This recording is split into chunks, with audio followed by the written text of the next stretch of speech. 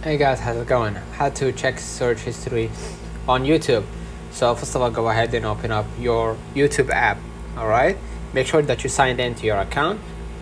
Just go ahead to your you at the bottom right, or click the library option in the sidebar on the website, and then scroll down to find history right here at the top, and you're gonna be able to see your watch history. But if you specifically want to see a search history, go ahead and click the search bar at the top, and you're gonna be able to see your search results. So let me know in the comments if this video helped you.